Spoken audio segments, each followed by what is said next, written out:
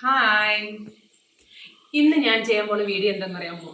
ഇന്ന് ഞാൻ കുറച്ച് കിച്ചൺ ക്ലീനിങ് ടിപ്സുകളാണ്. ഞാൻ എന്തൊക്കെ കാര്യങ്ങളാണ് കിച്ചൺ ക്ലീൻ ചെയ്യാൻ വേണ്ടി ഉപയോഗിക്കുന്നത്, അങ്ങനെ കുറച്ച് ടിപ്സുകൾ ഞാൻ ഇന്ന് ഷെയർ ചെയ്യാം. ഓക്കെ. എനിക്കറിയാം എല്ലാവരും കിച്ചൺ ക്ലീൻ ചെയ്യും. എന്നാലും നമ്മൾ പ്രോപ്പറായിട്ട് ക്ലീൻ ചെയ്യേണ്ട കുറച്ച് ഐറ്റംസ് ഉണ്ട്. നമ്മൾ കിച്ചൺ കബോർഡ്സുകൾ നല്ല ഷൈനി ആയിട്ടിരിക്കണമല്ലോ. അപ്പം നമ്മൾ എങ്ങനെ പോയാലും വൺസ് ഇൻ എ വീക്ക് അത് പ്രോപ്പറായിട്ട് ക്ലീൻ ചെയ്തിരിക്കണം. ഞാൻ ഉപയോഗിക്കുന്ന ലിക്വിഡ് എന്ന് പറയുന്നത് ഡിഷ് വാഷ്, വാട്ടർ. രണ്ടും വാട്ടർ നന്നായിട്ട് ആഡ് ചെയ്യും. ഡിഷ് വാഷ് കുറച്ചേ ഉള്ളൂ, വാട്ടർ നന്നായിട്ട് ആഡ് ചെയ്യും. അതാണ് ഞാൻ അത് ക്ലീൻ ചെയ്യുക, കബോർഡ് ക്ലീൻ ചെയ്യുക. നല്ല നീറ്റായിട്ട് വരും എല്ലാം. അപ്പം നമ്മൾ കബോർഡിൻ്റെ മുകളിലൊരു ഷൈനിങ് ഉണ്ടല്ലോ, അത് അതുപോലെ നിലനിൽക്കും. കൂടാതെ കബോർഡ് ക്ലീൻ ചെയ്യുമ്പോൾ പ്രത്യേകം ശ്രദ്ധിക്കുക, അതിൻ്റെ നോബിൻ്റെ മുകളിലൊക്കെ നന്നായിട്ട് പൊടിയാണ്. അതൊക്കെ നമ്മൾ തുടച്ച് നല്ല വൃത്തിയാക്കണം. ഇത് നമ്മൾ ചെയ്യേണ്ടത് എല്ലാ ആഴ്ചയിലും ഇത് ചെയ്യാൻ എല്ലാവരും ശ്രദ്ധിക്കണം. നെക്സ്റ്റ് നമുക്ക് കബോർഡിൻ്റെ മുകളിൽ ഞാൻ കിച്ചൻ്റെ കബോർഡും നെക്സ്റ്റ് അപ്പുറത്തുള്ള കിച്ചൻ്റെ കബോർഡിലും ഒരു പ്ലാസ്റ്റിക് ഷീറ്റ് ഞാൻ എപ്പോഴും ഇട്ടേക്കും. അതെന്തെന്ന് പറയുമ്പം ആദ്യമൊക്കെ ഞാൻ അങ്ങനെ ഷീറ്റൊന്നും ഇടത്തില്ലായിരുന്നു. അപ്പോൾ ഈ കിച്ചൺ തുടക്കുമ്പോൾ മുകളിൽ ഇങ്ങനെ ഇങ്ങനെ പൊടികളിങ്ങനെ കബോർഡിൻ്റെ മുകളിൽ ഇരിക്കും. അത് പോകത്തേ ഇല്ല. നമ്മൾ ആ പൊടിയുടെ അവിടെ എത്ര ക്ലീൻ ചെയ്താലും പോകത്തുമില്ല. അപ്പോൾ അതുകൊണ്ട് ഞാൻ ഇപ്പോൾ അതിനൊരു പുതിയ വഴി കണ്ടുപിടിച്ചിരുന്നത്, ഇതുപോലത്തെ ട്രാൻസ്പെറൻറ്റ് ഷീറ്റുകൾ കിട്ടും. അല്ലെങ്കിൽ സാധനങ്ങൾ വാങ്ങിക്കുന്ന നമ്മൾ ബെഡൊക്കെ വാങ്ങിക്കുമ്പോൾ നല്ല പ്ലാസ്റ്റിക് കവറൊക്കെ കിട്ടില്ല, അതുപോലത്തെ കട്ട് ചെയ്തിട്ടാലും മതി. ഇത് ഞാൻ ടേബിളിലിടുന്ന മാറ്റാണ് വാങ്ങിച്ചേക്കുന്നത്. അത് ടേബിളിലിട്ട് അങ്ങോട്ട് സ്യൂട്ട് ആവുന്നില്ല. അപ്പോൾ അതുകൊണ്ട് ഇത് ഞാൻ കിച്ചൺ കബോർഡിൻ്റെ മുകൾ ഭാഗത്ത് ഇങ്ങനെ വിരിച്ചിടും. അപ്പോൾ അതുകൊണ്ട് എനിക്കുണ്ടായ ഗുണമെന്ന് വെച്ചാൽ പൊടിയെല്ലാം ഈ ഷീറ്റിൻ്റെ മുകളിൽ ഇരുന്നുള്ളൂ. കബോർഡ് നല്ല നീറ്റായിട്ടിരുന്നു.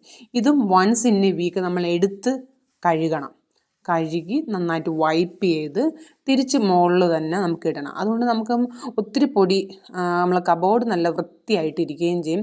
ഈ ഷീറ്റ് ഇങ്ങനെ ചില ദിവസം എടുത്ത് കഴുകി കളഞ്ഞാൽ മതിയാവും. അപ്പം നമ്മൾ ആ കിച്ചൻ്റെ മുകൾ ഭാഗവും ആ ഫ്രണ്ടും നല്ല നീറ്റ് ആൻഡ് ക്ലീൻ ആയിട്ട് ഇരിക്കും.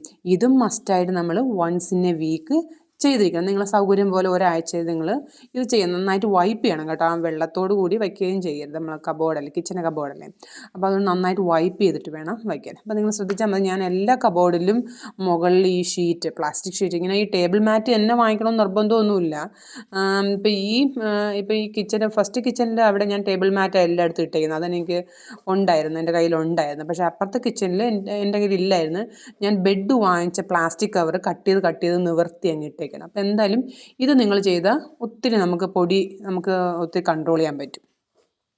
നെക്സ്റ്റ് എല്ലാവരും ചെയ്യുന്നത് തന്നെയാണ്. എല്ലാവരും കിച്ചൺ മോപ്പ് ചെയ്യാറുണ്ട്. ഡെയിലി കിച്ചൺ മോപ്പ് ചെയ്യുന്ന ആൾക്കാരും ഉണ്ട്, അങ്ങനെ ഞാൻ കണ്ടിട്ടുണ്ട്. പക്ഷെ ഞാൻ ഡെയിലി ഒന്നും അങ്ങനെ ചെയ്യാറില്ല. ഞാൻ വൺസ് ഇൻ എ വീക്ക് ഞാൻ പ്രോപ്പറായിട്ട് ആദ്യം നമ്മുടെ ഫ്ലോർ ക്ലീനർ ഉപയോഗിച്ച് ആദ്യം ജസ്റ്റ് ഒന്ന് ക്ലീൻ ചെയ്യും. അതിനുശേഷം ഡെറ്റോള് ഉപയോഗിച്ചും ഞാനൊന്ന് നന്നായിട്ട് ക്ലീൻ ചെയ്യാറുണ്ട്. എല്ലാം പൊടിയും നല്ല ഡീപ്പ് ക്ലീനാണ് ചെയ്യേണ്ടത്. ആ വൺസ് ഇൻ എ വീക്ക് നമ്മൾ ഡീപ്പ് ക്ലീൻ ആയിരിക്കണം.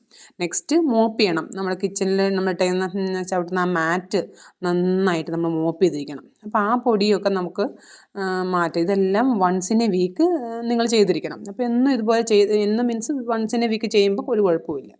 നെക്സ്റ്റ് ഇതുപോലുള്ള പ്ലാസ്റ്റിക് കവറുകൾ ഇഷ്ടം പോലുണ്ട്.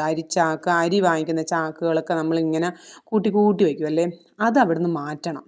അത് നല്ല വൃത്തിയായിട്ട് എടുത്ത് മടക്കി ഞാനൊരു ബോക്സിലോട്ട് ആക്കി വയ്ക്കും. നിങ്ങൾ ആദ്യത്തെ ഫിഗർ കണ്ടപ്പോൾ നിങ്ങൾ മനസ്സിലായി, എല്ലാം ഇങ്ങനെ കുത്തി നിറച്ച്. ഇപ്പം ഞാൻ അതെല്ലാം ബോക്സിലാക്കിയപ്പോൾ എനിക്കിഷ്ടംപോലെ സ്ഥലവും കിട്ടി. പാറ്റയുടെ ശല്യം ഒരു പരിധി വരെ ഇത് കുറേ. ഇങ്ങനെ ബൾക്കായി ഇങ്ങനെ സാധനങ്ങൾ കുത്തി വയ്ക്കരുത്. നെക്സ്റ്റ് നമ്മൾ കിച്ചണിൽ എപ്പോഴും നിർബന്ധമായിട്ട് വേണ്ടത് ഒരു വേസ്റ്റ് ബിൻ എന്തായാലും വേണം. അത് പ്ലേസ് ചെയ്യണം കേട്ടോ. നെക്സ്റ്റ് ഞാൻ ചെയ്യുന്നത് വൺസ് ഇൻ എ വീക്കിൽ ചെയ്യുന്നത് ഈ പാറ്റയുടെ ഒരു സ്പ്രേ ഉണ്ടല്ലോ, അതെന്തോ ആവാം, ഒരു പശ പോലത്തെ സാധനങ്ങളൊക്കെ പല മെറ്റീരിയൽസും വിപണിയിൽ കിട്ടും. ഞാൻ ഇതാണ് ഉപയോഗിക്കുന്നത്. ഇത് ഞാൻ എല്ലാ ആഴ്ചയിലും അത് ജസ്റ്റ് കബോർഡിൻ്റെ ഇടയിലൊക്കെ ഒന്ന് അടിച്ചിടാറുണ്ട്. അപ്പോൾ അതുകൊണ്ട് എനിക്ക് അത്യാവശ്യം അങ്ങനെ പാറ്റ ശല്യമൊന്നും ഉണ്ടായിട്ടില്ല. നെക്സ്റ്റ് ഒരു ടിപ്പും കൂടെ ഉണ്ട്. ഞാൻ എപ്പോഴും നമ്മൾ സാധനങ്ങളൊക്കെ വയ്ക്കുന്ന കബോർഡില്ലേ, ഈ സാധനങ്ങൾ എന്തുമായാലും മതി, നമ്മൾ ഉഴുന്ന് കടല അങ്ങനെയുള്ളത് ഞാൻ എപ്പോഴും എടുത്ത് ചെക്ക് ചെയ്യും. ഇങ്ങനെ ഒരു കുഞ്ഞൻ ഒരു ജീവി ഉണ്ടല്ലോ, ഇങ്ങനെ ഈ ഉഴുന്ന് കടലയിലൊക്കെ ഇങ്ങനെ ആവുന്ന ഒരു പയറിലൊക്കെ ഒരു കുഞ്ഞു കുഞ്ഞു ജീവികൾ.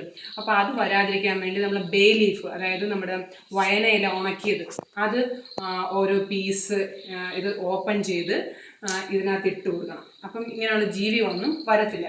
അതെല്ലാ ആഴ്ചയും നമ്മളിത് തുറന്ന് ചെക്ക് ചെയ്യണം, ഇങ്ങനെ അഴുക്കാവുന്നുണ്ടോയെന്ന് ചെക്ക് ചെയ്യണം. ഓക്കെ, അത് നല്ലൊരു ടിപ്പാണ്. ബേ ലീഫ് ഇട്ട് വെച്ചാൽ നല്ല ഭംഗിയായിട്ട് അത് അഴുക്കൊന്നും കൂടാതെ ഇരിക്കും.